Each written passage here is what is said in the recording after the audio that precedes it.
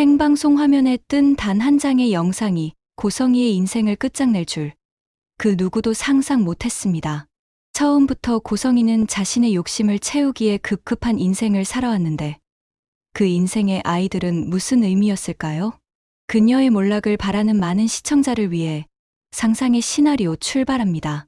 구독과 좋아요는 영상 제작에 큰 힘이 됩니다.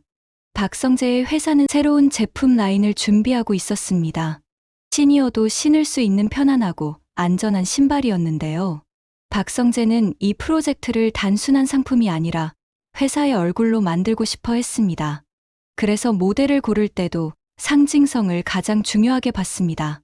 젊음만 강조하는 광고가 아니라 세월을 당당하게 걷는 사람의 얼굴이 필요하다고 생각했거든요. 그때 이수빈과 할머니 조옥래가 시니어 모델 활동을 하고 있었고 박성재 회사에서 팀 회의를 통해 조옥래가 모델로 선정이 되었습니다.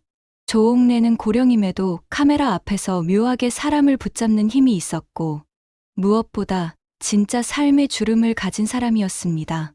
브랜드의 메시지를 살리기엔 더없이 적합했습니다. 섭외는 빠르게 진행됐습니다. 조옥래는 회사에 드나들기 시작했고 이수빈도 촬영 준비를 돕기 위해 자주 동행했습니다. 조옥래에게 이 프로젝트는 단순한 아르바이트가 아니었어요. 가족의 짐으로부터 잠시라도 벗어나고 싶었던 마음, 스스로의 능력을 가족들에게 보여주고 싶은 마음이 뒤섞인 작은 도전이었으니까요. 그런데 그 작은 도전이 뜻밖의 폭풍을 데려오게 됩니다. 조옥래는 사전 미팅에서 우연히 고성이와 마주쳤습니다. 고성이는 박진석의 아내이자 박영라의 엄마로 이번 런칭쇼의 후원자처럼 얼굴을 비칠 예정이었습니다. 겉으로는 회사의 대외 이미지를 위한 자리였지만 고성이에게는 더 큰 이유가 있었죠. 최근 여기저기서 흔들리던 소문을 덮고 나 아직 살아있다는 메시지를 재벌가 내부와 외부에 동시에 던져야 했습니다. 고성이는 늘 그랬듯 완벽한 미소를 장착하고 있었습니다.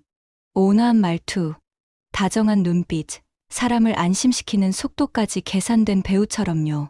하지만 조옥래는 딱 한 번 고성이와 시선이 엇갈리는 순간 몸이 굳었습니다. 저 눈매, 저 말투, 저 사람을 어딘가에서 본 적이 있었습니다. 조옥래는 곧바로 박성재에게 물었습니다. 성재야, 저분이 누구냐? 박성재는 자연스럽게 대답했습니다. 우리 새어머니세요, 할머니. 조옥래의 얼굴이 서늘하게 식었습니다. 새어머니? 네, 아버지 재혼하셨습니다. 조옥래는 대답을 듣는 순간 오래된 기억 속 이름 하나를 혀끝까지 끌어올렸습니다. 다만 확신이 없어서 그 자리에서 말을 삼켰습니다. 실수하면 안 되는 거였죠.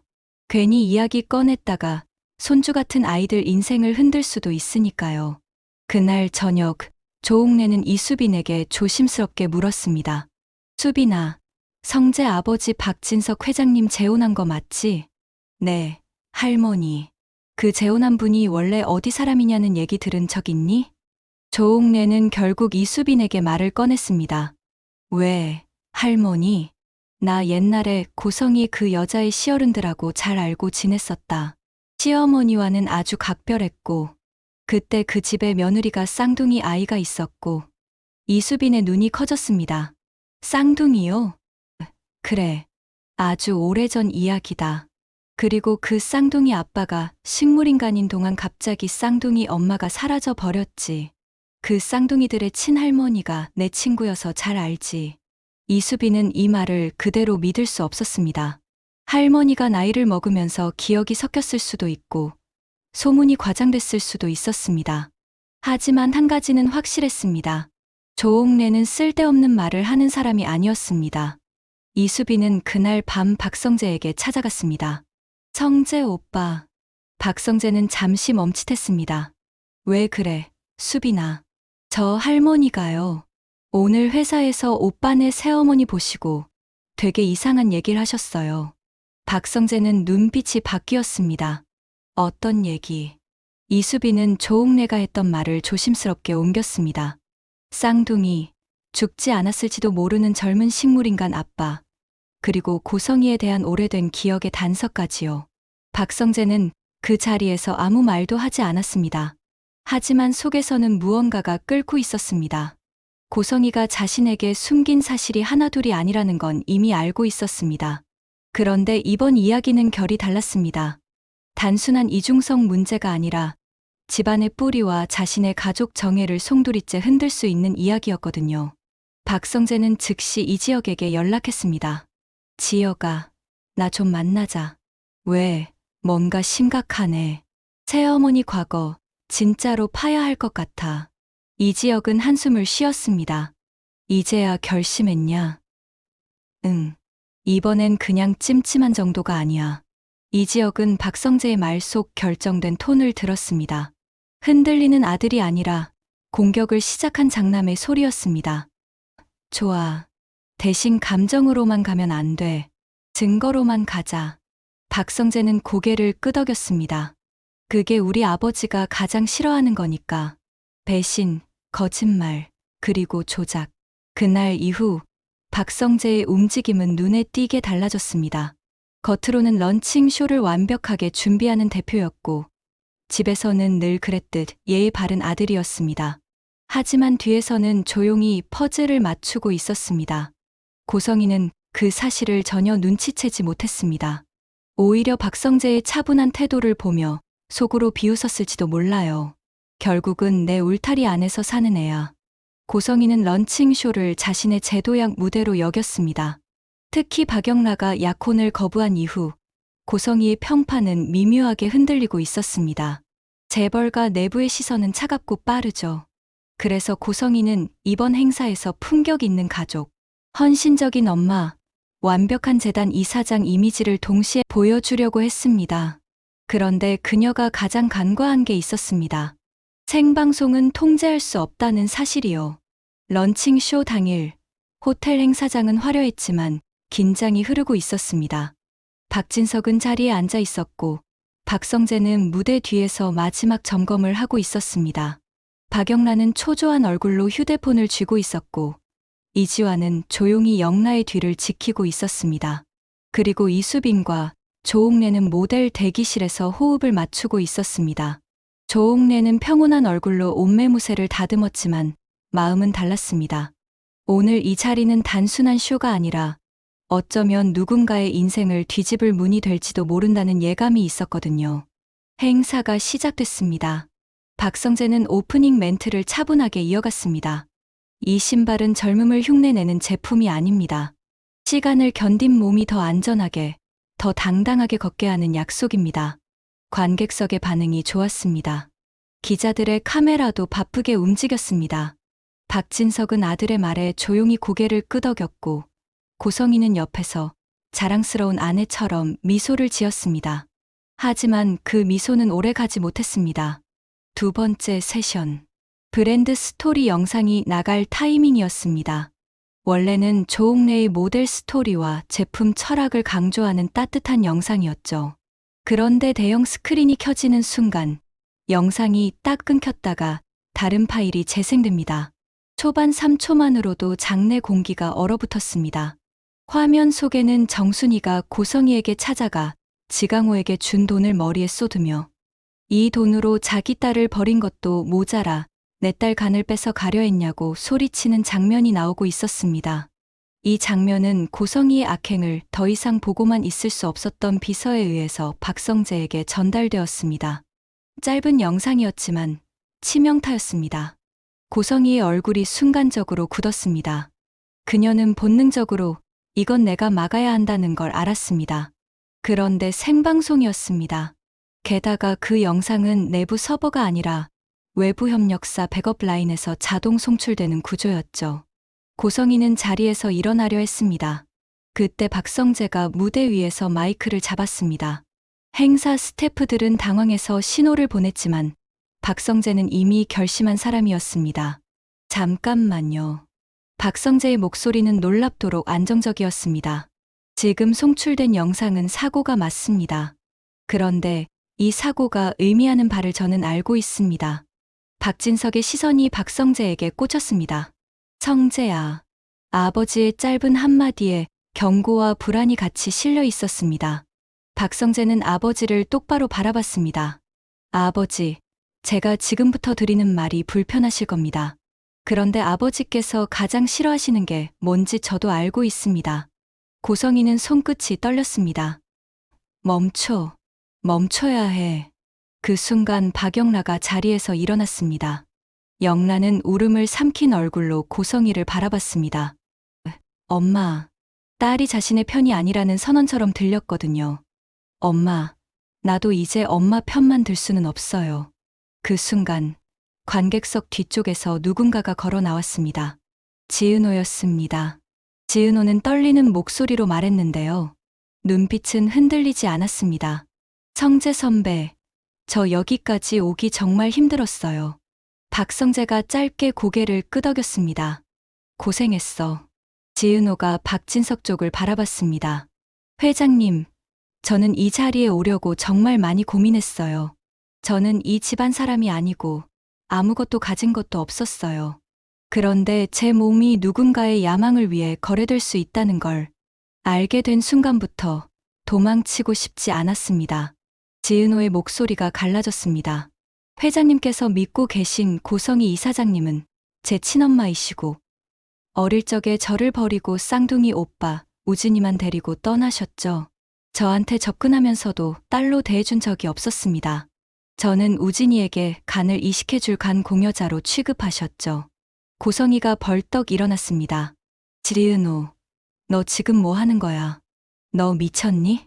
지은호는 숨을 고르고 선배들에게 하던 말투를 그대로 유지했습니다. 저 미치지 않았어요.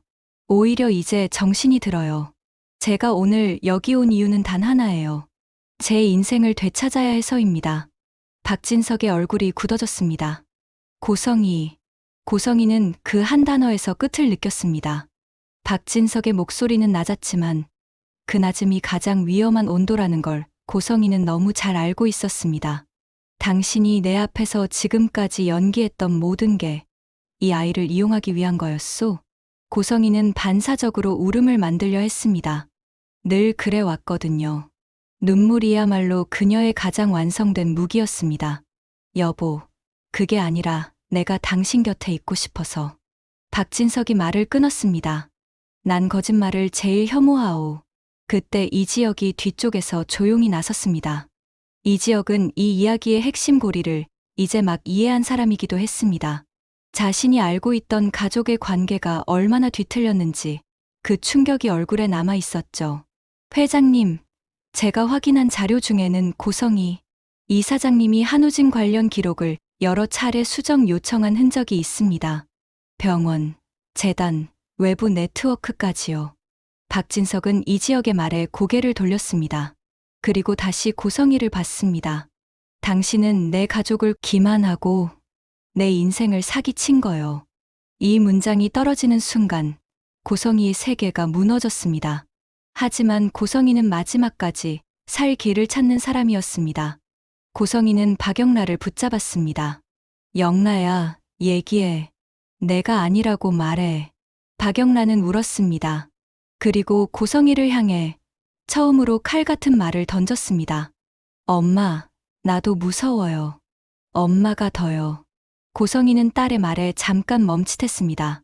그 한마디는 딸이 엄마를 버렸다는 선언이자 엄마의 죄가 딸에게서도 더 이상 숨겨지지 않는다는 증거였습니다. 박성재가 마지막 퍼즐을 끼웠습니다.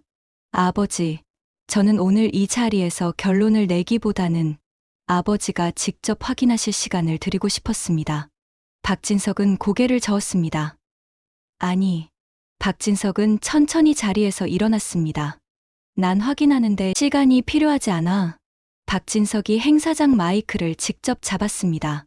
그의 목소리는 냉정했고 행사장의 공기는 숨을 멈췄습니다. 오늘부로 고성희 이사장님은 우리 재단과 모든 가족 행사에서 손을 떼시오.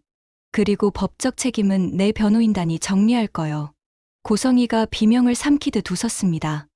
여보, 이렇게 많은 사람 앞에서 당신도 체면이라는 게. 박진석이 고성희를 똑바로 바라봤습니다. 내 체면보다 중요한 건 내가 속아서 망가진 사람들의 인생이오. 그 말이 끝나자 발 빠른 기자들이 움직였습니다. 생방송은 이미 퍼져나가고 있었습니다. 시니어 신발 런칭쇼는 순식간에 재벌가 충격폭로 쇼가 됐습니다. 고성이는 끝장을 봤습니다. 그녀가 가장 사랑했던 무대, 가장 믿었던 장소, 가장 자신 있었던 이미지 전쟁에서요. 행사가 급히 정리되는 혼란 속에서도 지은호와 박성재는 한우진의 문제를 놓지 않았습니다. 박성재가 지은호를 보며 말했습니다. 은호야, 내가 오늘 여기까지 온 거 정말 쉽지 않았을 거야. 지은호가 고개를 숙였습니다. 성재 선배, 저 오빠를 살리고 싶어요. 그게 친엄마의 계획을 완성해주는 꼴이 되더라도 오빠를 살려야겠어요. 박성재는 짧게 숨을 내쉬었습니다. 그래서 내가 책임질게. 그 순간 박성재의 휴대폰이 울렸습니다. 이지환이었습니다. 부사장님, 한우진 씨 상태가 불안정합니다. 박성재의 표정이 단단해졌습니다. 바로 갈게. 지은호가 흔들리는 눈으로 물었습니다. 저도 가도 될까요? 박성재가 고개를 끄덕였습니다. 와, 내가 있어야 우진이도 버틴다. 이 짧은 허락 속에는 박성재가 선택한 편이 담겨 있었습니다. 고성이가 아니라 상처 입은 사람들. 피와 권력보다 중요한 진짜 가족의 방향이요. 그날 밤, 고성이는 집으로 돌아오지 않았습니다. 아니, 돌아올 수 없었습니다. 그녀가 가진 모든 우아함과 연기와 포장은 생방송 한 번으로 찢겨나갔습니다. 하지만 고성이는 이대로 끝낼 사람이 아니었습니다. 끝난 척하며 다시 칼을 숨기는 사람이었죠. 그녀는 어딘가에서 전화를 걸었습니다. 지금부터 내 이름으로 움직이지 마. 대신 내가 살아남을 길만 찾아. 이 말이 의미하는 건 하나였습니다. 고성이는 무너졌지만 아직 완전히 죽지 않았다는 것. 그리고 그녀가 마지막으로 노릴 카드는 여전히 남아 있다는 것. 한우진의 생명, 지은호의 죄책감, 박영라의 흔들리는 비밀, 그리고 박진석의 가장 싫어하는 것을 다시 역이용하려는 마지막 술수. 박성재는 그걸 알고 있었습니다. 그래서 병원으로 향하는 차 안에서 이지혁에게 낮게 말했는데요. 지혁아, 이제부터는 과거를 캐는 게 아니라 현재를 지켜야 한다. 이지혁이 단호하게 대답했습니다. 알았어. 이번엔 진짜 끝까지 가자. 지은호도 창밖을 보며 조용히 중얼거렸습니다. 오빠를 살리든 제 인생을 살리든 이젠 제가 선택할 거예요.